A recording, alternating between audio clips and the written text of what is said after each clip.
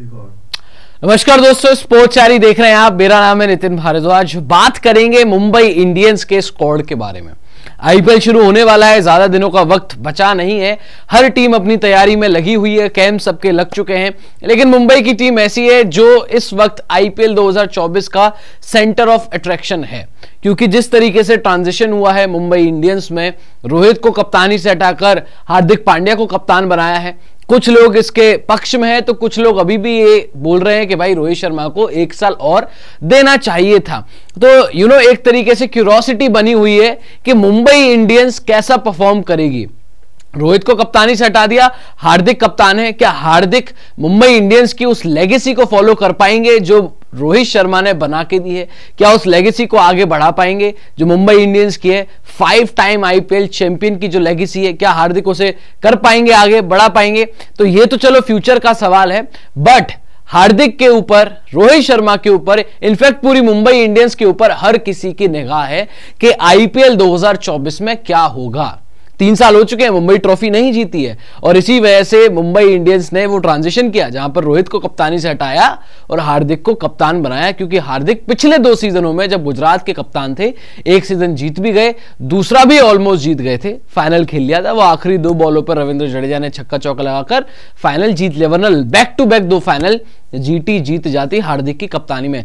लेकिन मुंबई इंडियंस की बात करेंगे, स्क्वाड की बात करेंगे, एक तरीके से शॉर्ट एनालिसिस करेंगे कि भाई स्ट्रेंथ क्या है, वीकनेस क्या है, अपॉर्चुनिटीज क्या है मुंबई के लिए, और थ्रेट्स क्या है। शॉर्ट एनालिसिस होगा, प्लस प्लेइंग 11 बनाएंगे कि भाई फेयर प्लेइंग 11 क्या हो सकती है मुंबई इंडियंस की, बेहतरीन प्लेइंग 11 जो टाइटल एमआई को जितवा दे। तो सबसे पहले स्क्वाड देख लेते हैं इस वक्त मुंबई इंडियंस का आईपीएल 2024 का आखिरकार स्क्वाड है क्या। ये देखिए आपकी स्क्रीन पर है स्क्वाड, जहां पर हार्दिक पांड्या कप्तान, रोहित शर्मा, डेवॉल्ट ब्रेविस हैं, Surya Kumar Yadav, Ishan Kishan, Tilak Varma, Tim David, Vishnu Vinod, Arjun Tendulkar, Sam स्मोलानी है, निहाल वडेरा है, जसप्रीत बुमराह, कुमार कार्तिकेय, पीयूष चावला, आकाश बड़वाल है, जेसन बेरेंडॉफ है, रोमारियो शेफर्ड है, दिलशान मधुशंका है, गिराल कौटजी हैं, श्रेयस गोपाल है, नमन धीर हैं, अंशुल कंबोज, मोहम्मद नाबी और शिवालिक शर्मा।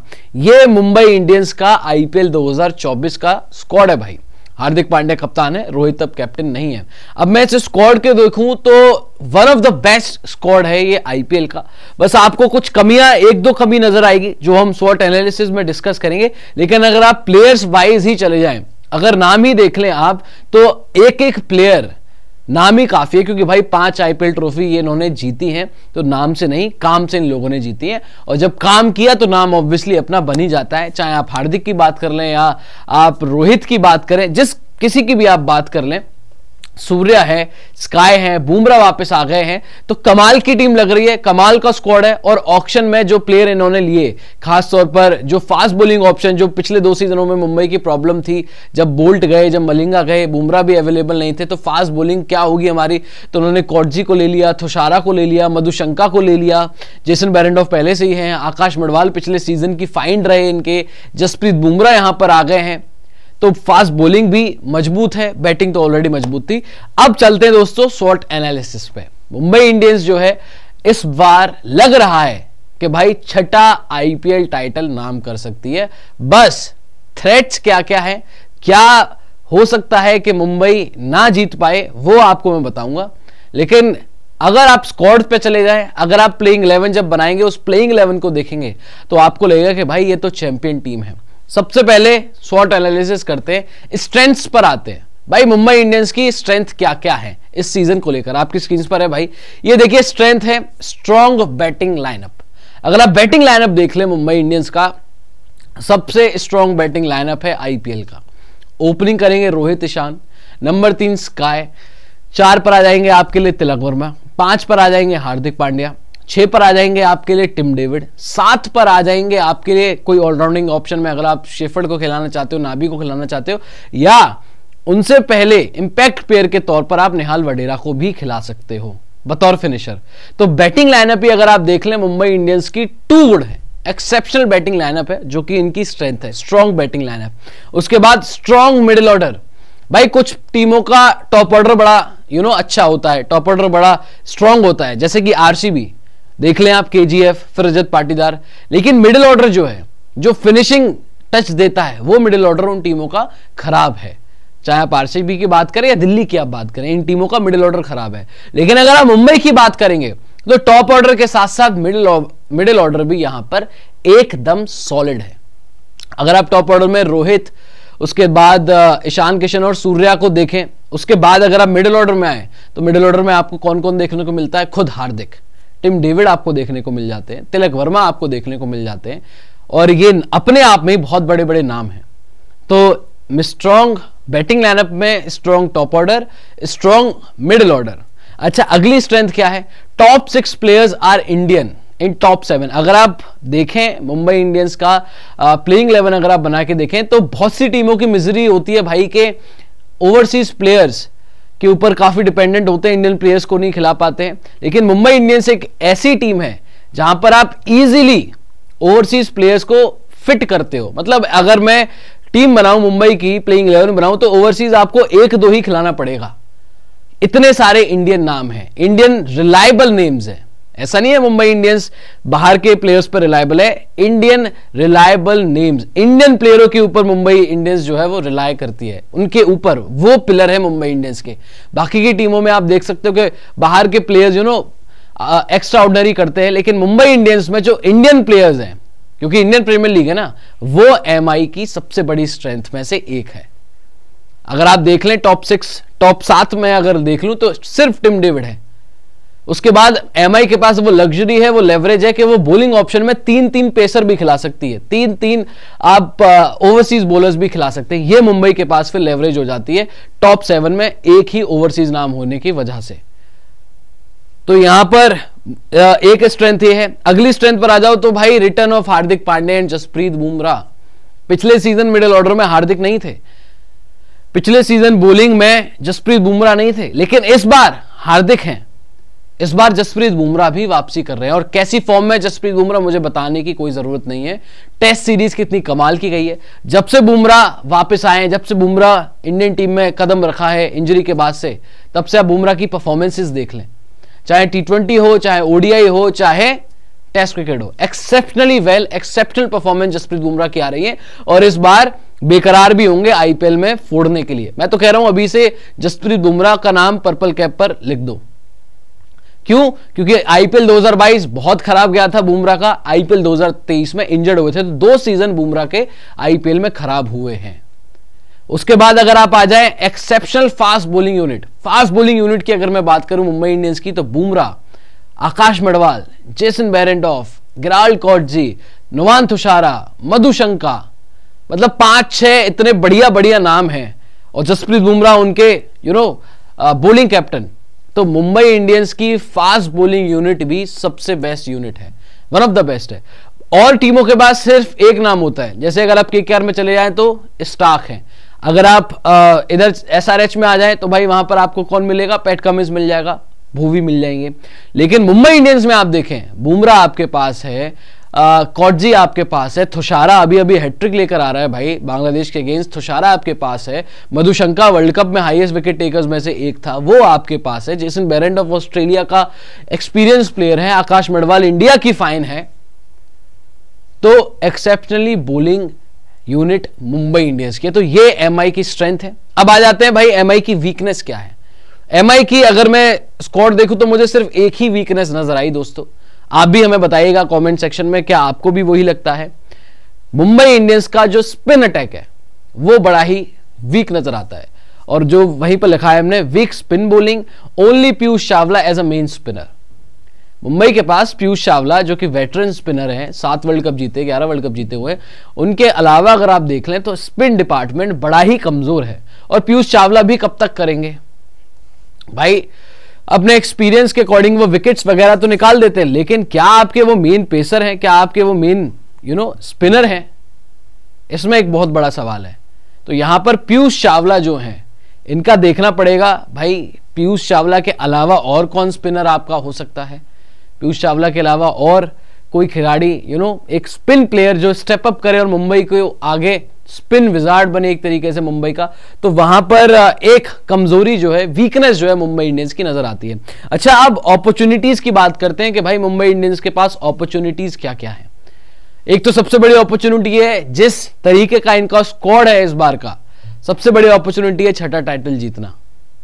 इससे बड़ी अपॉर्चुनिटी कोई नहीं हो सकती, क्योंकि इससे बेस्ट स्क्वाड नहीं हो सकता है। वीकनेस में भी भले ही मैं स्पिन की बात कर रहा हूं, लेकिन पीयूष चावला अगर अपने एक्सपीरियंस पर भी अगर वो 50% भी खेल गए, एमआई जीत जाएगी। बात करते हैं दोस्तों अपॉर्चुनिटीज की। अपॉर्चुनिटीज पर आए तो श्रेयस गोपाल, कुमार कार्तिकेय, सैम्स मुलानी, ये जो यंगस्टर्स हैं, इनके पास मौका है स्पिन विजार्ड बनने का। इनके पास मौका है भाई बेहतरीन स्पिनर बन के निकलने का। पीयूष चावला से सीखें, पीयूष चावला के साथ मुंबई इंडियंस को आगे लेकर जाएं और फ्रंट लाइन स्पिनर बने। चाहे कुमार कार्तिकेय हो, कार्तिकेय को रिटेन किया है, चाहे आपके सैम्स मुलानी हो या श्रेयस गोपाल हो, जिनको इस बार ऑक्शन में लिया मुंबई इंडियंस ने। उसके अलावा कॉटजी, थुषारा, मधुशंका, इनका भाई पहला मुंबई का आईपीएल सीजन है, पहली बार ये आईपीएल में खेल रहे हैं, और वो भी मुंबई जैसी फ्रेंचाइजी के साथ। तो एक तो दबाव भी है कि भाई एमआई जैसी फ्रेंचाइजी से खेल रहे हैं, दूसरा पहला आईपीएल सीजन है, तो इनके पास भी मौका है, इनके पास भी अपॉर्चुनिटी है अपने आप को प्रूव करने के लिए। T20 क्रिकेट में, आईपीएल में अपने आप को स्टैब्लिश इन लोगों को करना है, तो इन लोगों के पास भी एक बहुत बड़ी अपॉर्चुनिटी है यहां पर।